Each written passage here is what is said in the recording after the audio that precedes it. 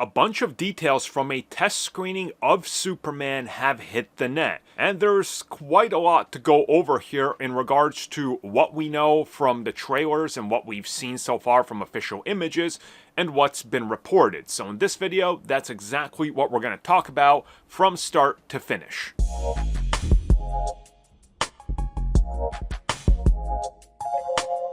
So over the last few months, we've had various reports from different test screenings. We've heard the film is good, but it still needs work. We've heard the film is bad, and it needs a lot more work.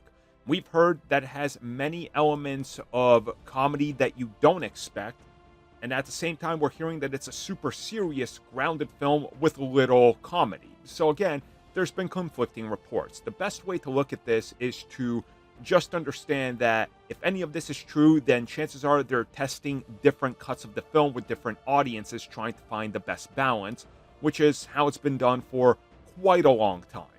But in regards to what we're talking about here today, this comes from DCU Leaks, and it allegedly has a lot more details in regards to what we can expect from the film. So let's get into it beat by beat. So the first thing that's stated is that the film was not a comedy, but the film has plenty of funny moments. So traditional James Gunn, I would say, just maybe not as far as the Suicide Squad, for example, but all the other stuff he's done, which to me is honestly fine. And just as a reminder, this information, again, could change, and it is from a test screening. Now, here's an interesting note as well. Characters aren't who people think they are. Now, this is relating to all the characters in the film and their motivations, what they're doing, and how they're presented. So again, make of that what you will.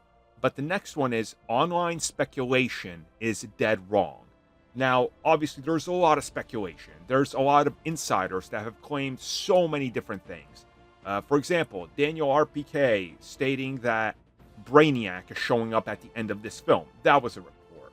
You've had Cosmic Circus claim a couple of things. You've had other insiders claim various things, which we haven't seen any hints of yet. So whether or not they're in this, who knows? If you guys remember, these insiders were also claiming that the Authority was going to be in this film fighting Superman. We know only one member, which is the Engineer. So again, we'll see.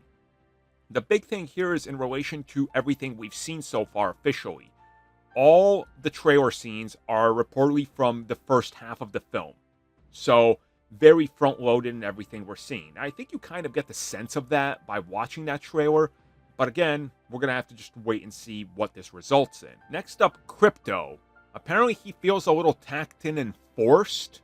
And like he's just there to serve a purpose for James Gunn wanting to put animals in there, which fine. That's fine. Apparently Rick Flag Sr. is in the film, but his role is super short. He's not completely cut, but what they shot is really just kind of like, yeah, he's here. And there are no nods to Creature Commandos at all. Nothing. They don't mention what he was doing. They don't mention that whole mission, his team, or anything like that. It's as if Creature Commandos didn't happen. Now, of course, why would they mention it, right? This brings us back to MCU Phase 1, where people were upset that events of Thor aren't mentioning Captain America and Iron Man. It's like, guys, just a little Easter egg's fine. You don't need to constantly beat people over the head with it. So I think that's fine. They also say that there's a nod to Amanda Waller and what she's been doing, but it's a quick nod, and if you don't know, you're not even going to pick up on it. So again, fine. You know, if you watch Creature Commandos, you know. If you haven't, you don't. Next up, apparently the test audience, which doesn't typically follow Marvel or DC or know anything, just the everyday layman that was pulled in, they thought that the film was good and enjoyed it.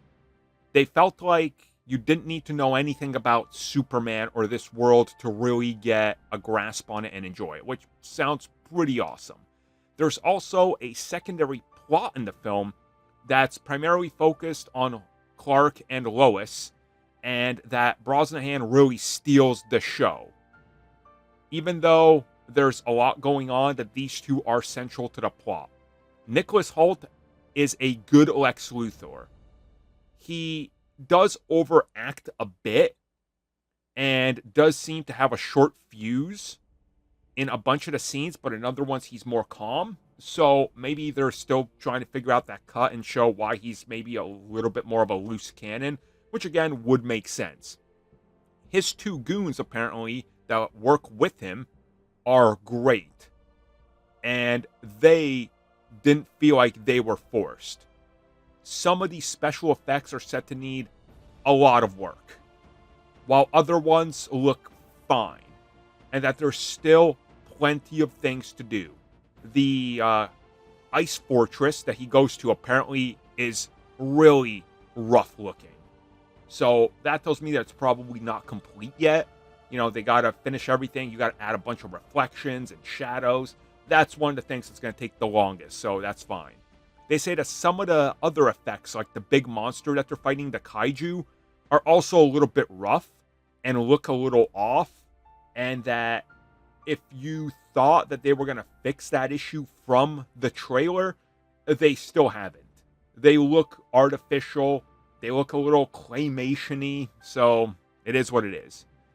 And that it has a lot of characters in it. A lot of characters. But they don't feel like they take away from the rest of the film and Superman story, but still there are a lot of moving pieces in the film, and that they're building up some stuff. The next one is that there is no post-credit scene or end-credit tag. None. There was nothing. It is a complete film. It ends. No post-credit, nothing like that, as far as these screenings were revealed. Now, they could attach something at the end. We've seen even Marvel films that were screened early years ago not include the post-credit and mid-credit tags because they're trying to keep that as secretive as possible because that doesn't impact the overall film. So this is honestly fine to me. I don't have a problem with this at all. If it doesn't include a post-credit scene or mid-credit, like, I don't care as long as the film is good.